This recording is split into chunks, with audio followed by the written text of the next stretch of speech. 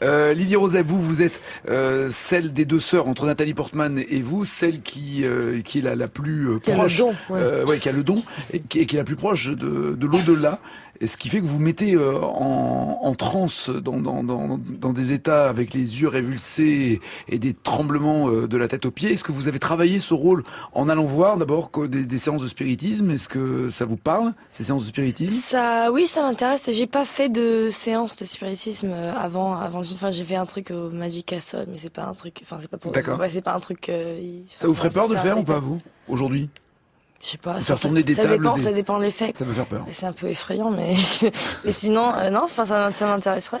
Il y avait, c'est aussi un peu, alors, sans être une biographie, il y avait déjà des sœurs dans ces années. Il y a deux sœurs des Américaines qui avaient du succès en Europe en faisant des séances de spiritisme. En fait, ça a réellement existé. Oui, comme le personnage d'Emmanuel, elles ont été inspirées des sœurs Fox, même si c'est pas exactement leur histoire. Exactement leur histoire, et c'est pas leur prénom, ça a été changé, mais elles sont inspirées des sœurs Fox, qui c'était des sœurs américaines, médiums, qui sont venues à Paris, qui ont eu du succès comme ça. Mais enfin, ils sont pas connus vraiment dans la vraie vie, Père Nathan et les sœurs Fox, mais Rebecca a senti un lien entre le cinéma et l'envie de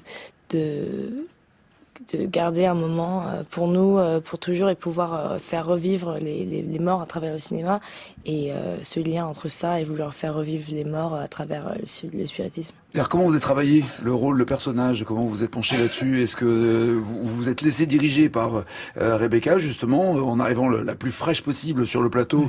Et que veux-tu de moi? Je suis une pâte à modeler, vas-y. J'avais complètement confiance en Rebecca, et elle est tellement douée, elle sait tellement exactement quoi dire pour évoquer ce qu'elle a envie d'évoquer, et elle dirige vraiment très très bien ses acteurs, donc je lui ai fait totalement confiance. Après, la respiration, ça se travaille un peu, parce que ça peut faire monter un peu la tête. C'est on a l'impression que physiquement, c'est vous souffrez, en tout cas. Enfin, vous jouez celle qui souffre. Je souffre pas, mais c'est pas hyper agréable, mais je trouve que ça aide à se mettre dans le trance, quoi. Si quand tu respires, le fait de respirer comme ça, d'avoir un peu la tête qui tourne et tout, je trouve que ça te met dans le. Parce que vous n'avez pas été doublé pour les scènes. Non.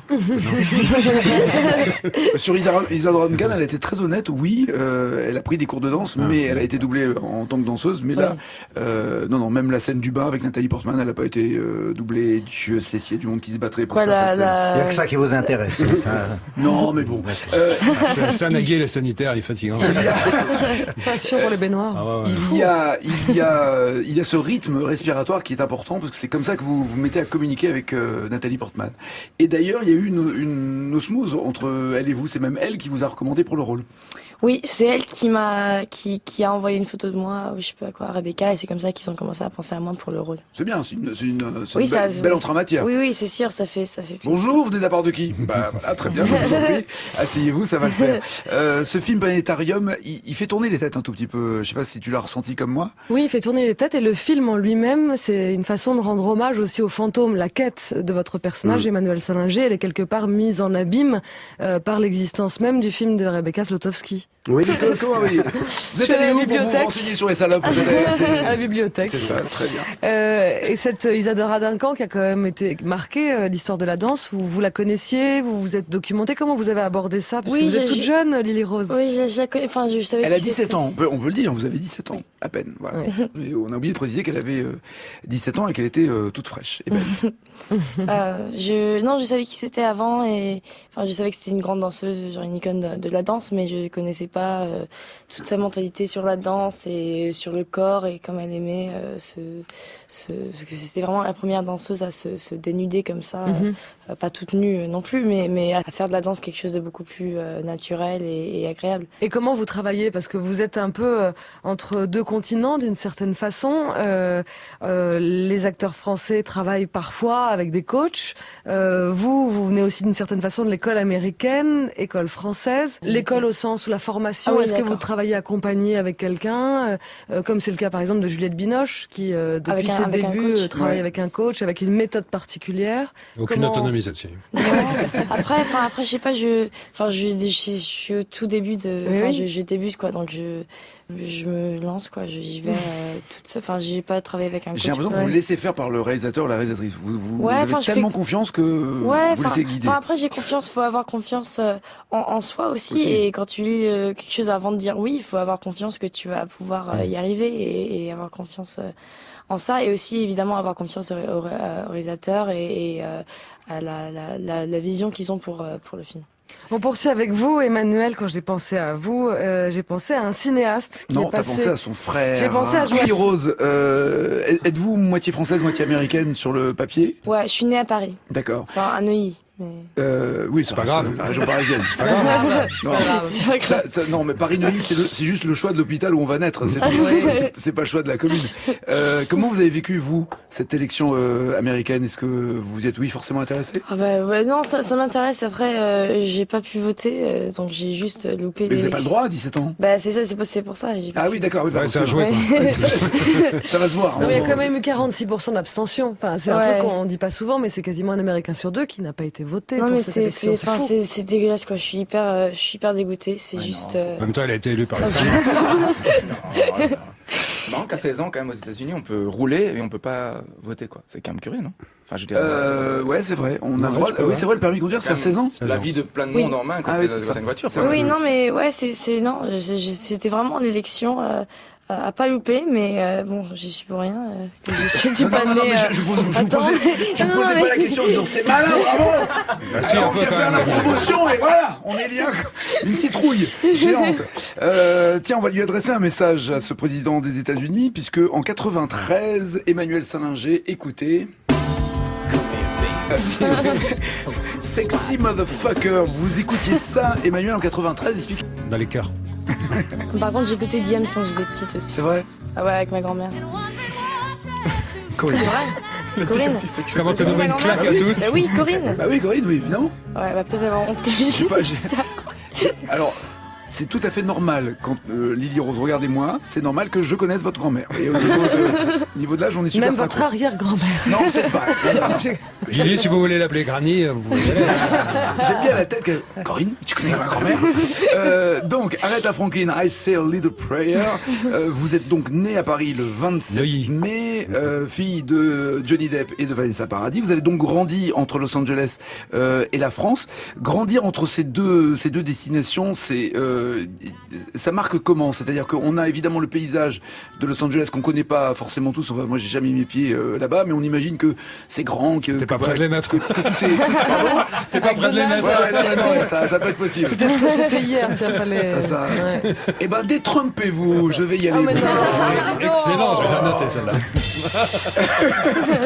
Donc on imagine qu'il y a le côté, tout est immense, il y a que des grandes avenues et des autoroutes à Los Angeles, et on arrive en France, et là on est sur des petites routes de Provence avec des oliviers. Oui, enfin après, J'exagère? Paris, c'est pas, Ouais, c'est pas la Non, je pensais au sud, ouais, je pensais Ah, au au sud. Vous avez pas sud, vu son d'accord. appartement?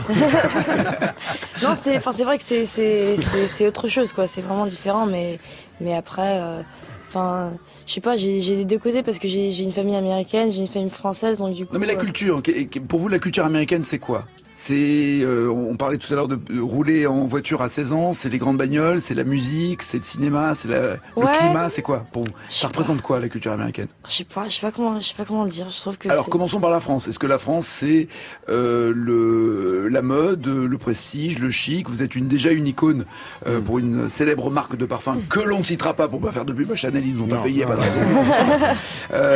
Mais vous êtes déjà dans le chic français.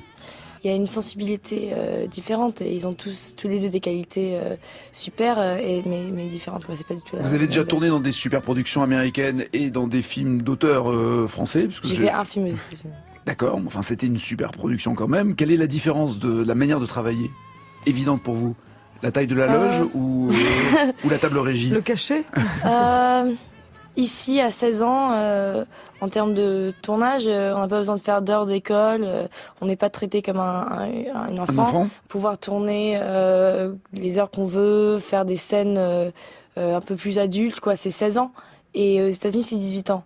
Donc du coup, quand Ah, j'ai je savais tourné- pas, d'accord. Ouais, donc, Donc, elle n'aurait pas pu prendre de bain aux États-Unis. D'accord, c'est ça, c'est ça. donc du coup, quand j'ai tourné mon film là-bas, j'avais 15 ans et j'ai dû faire 3 heures de... C'est fou. Non, non, c'est fou parce que c'est un peu le monde à l'envers. On parlait tout à l'heure du permis. Je vois Guillermo la tête qui fait. Je suis attentif. À 16 ans aux États-Unis, t'as le droit d'avoir une bagnole, t'as pas le droit de voter. Mais si tu joues un rôle au cinéma ou tu joues un peu un rôle d'adulte, t'as pas le droit. Voilà. Non, c'est pas que t'as pas le droit, c'est juste que... Il faut des autorisations particulières. Non, c'est juste que légalement, tu n'as pas le droit d'être genre nu à C'est l'écran avant 18 ans. D'accord. Ou faire des choses... Enfin, je sais pas... Mais sur Instagram, oui. C'est ça qui est drôle. Mais, C'est l'hypocrisie un peu américaine. Ouais, mais c'est ça. c'est... Et en Belgique, t'as pas le droit d'être à poil après 16 ans. C'est pour ça qu'il est choqué, Guillermo. Donc ça, oui, c'est différent. On est traité d'une manière un peu plus adulte ici, plus jeune. D'accord. Est-ce que vous aviez toute petite déjà envie d'être comédienne? Oui, parmi d'autres choses, je voulais aussi être chanteuse et princesse. Mais et... chanteuse, il paraît que vous avez chanté et que c'était une catastrophe. Ouais, c'est vrai. Enfin, je sais pas, je fasse pas mon truc. C'est ouais, non, c'est vraiment pas mon Enfin, vous truc. n'étiez pas à l'aise en chantant devant trop de personnes. Non, À c'est l'école. ça, c'est pas. Non, ah oui, c'est ma grand-mère qui vous a dit que je chantais à l'école. Faudra, Bah, parce que sinon, je sais pas comment. faudra qu'on invite Corinne. Hein, Non, non, c'est pas ce qui me fait le plus, ce qui me met le plus à l'aise. Attention, je suis en contact avec des ondes extérieures et lointaines. Bon, vous voulez être chanteuse, on oublie, comédienne, oui. Mais qu'est-ce qui s'est passé Il y avait une musique, il y avait- Qu'est-ce qu'il lui a appris on est le 11 novembre, c'est Je l'armistice. suis pas la seule à avoir vécu ce moment, il a bien existé. En 2000, en témoignerai pour toi. 2009, Emmanuel Salinger, bien cette chanson. Françoise Hardy, qu'on va recevoir bientôt d'ailleurs dans cette émission. Ça sera le 28 novembre que Françoise Hardy viendra. Une icône, Françoise Hardy. En fait, c'est mon frère qui a 14 ans qui m'a mis cette chanson dans la voiture l'autre jour et je sais pas d'où il l'a sortie. Tout d'un coup, il m'a mis cette chanson et ça m'a choqué quoi. Je pensais pas qu'il allait. Qui pouvait aimer ça? Ouais, un petit garçon de 14 ans. Il est un plutôt petit quoi? garçon, Il est plutôt rap? Il est plutôt Non, rock? il est plutôt ça quoi. Il aime de la super bonne musique. Très bien. Ouais, il est très Bizarre. cultivé. Il est très bizarre. En 2014, vous faites une brève apparition dans Tusk, donc vous en avez parlé tout à l'heure, de Kevin Smith, dans lequel jouait votre père. Dans une interview, votre père dit avoir tout fait pour vous convaincre de ne pas être comédienne. C'est une vanne dans une interview ou c'est la réalité? Il vous a vraiment mis en garde contre ce métier? Non, après il m'a, évidemment, on en parle quoi. Évidemment, il a beaucoup vécu à travers, dans toute sa, Oui, toute sa carrière. il sait de quoi il parle quand il parle Oui, de il sait de quoi ce il métier. parle et Ouais. il sait, il connaît tous les. C'est pas parfait quoi. Il y a des défauts, il y a des trucs. Donc évidemment qu'il m'en a parlé et tous les parents veulent protéger leurs Bien enfants sûr. des choses qui peuvent être difficiles ou la rendre malheureuse et c'est pas toujours un métier hyper facile mais non Donc, après et malgré ce qu'il vous a dit, vous aviez vraiment envie de le faire et vous l'avez convaincu, Oui. c'est-à-dire qu'il a fallu non mais après c'était pas mes deux parents ils me laissent être très indépendante comme je l'aime et après ils allaient pas me dire que je pouvais pas le faire parce que s'ils étaient pas vraiment ça serait un peu ils font la même C'est pas chose très quoi donc crédible. ouais, c'était pas très crédible C'est-à-dire le côté, ouais, c'est ça. Le côté, papa, maman, est-ce que je peux arrêter mes études pour faire du cinéma? C'est vrai quand on connaît le parcours et de Vanessa et de Johnny, il y a peu de chances qu'ils disent Oui. non, tu vas à l'école, tu fais 8 ans d'études ouais. et une fois que tu auras Après, ton diplôme, on verra. j'ai pas fini l'école. Genre avant de tourner Planétarium et La Danseuse que j'ai tourné l'un après l'autre, j'ai pas arrêté les études. J'ai fait mes études pendant l'été et après je suis allée tourner. Après je suis rentrée à l'école. Et là, vous vous êtes rendu compte que c'était plus votre truc. Ouais, non, c'était juste L'école que était fermée. non, c'est juste que c'était, je sais pas, je trouvais que j'avais pas gâché mon temps, quoi, parce que mon école est assez chargée dans le boulot et déjà En rythme, ouais. ouais, et déjà je voyage beaucoup pour le travail et tout, donc je me suis dit qu'en fait, je pouvais pas faire autant d'efforts à l'école si je voulais faire autant d'efforts dans au travail. Planétarium, c'est oui une histoire avec ce producteur de de cinéma, encore une fois, sur la base d'une histoire vraie. Oui, c'est l'histoire de deux sœurs médiums sur la base, encore une fois, d'une histoire vraie. Le producteur voyant la possibilité d'avoir quelque chose de totalement génial, et si on couchait pour la première fois sur la pellicule la présence d'un fantôme, ça serait un scoop, ça serait un succès commercial aussi. Il y voit un intérêt pécuniairement parlant. Mais il y a aussi le rapport entre deux sœurs. Nathalie Portman jouant votre sœur Lily Rose Depp. On voulait demander à Sophie Carquin, et merci de venir, Sophie Carquin, qui vous êtes écrivain, journaliste, spécialiste en psychologie, et vous avez publié avec Maryse Vaillant, qui nous a malheureusement quittés. Vous avez quitté Entre sœurs, les multiples facettes d'une relation complexe.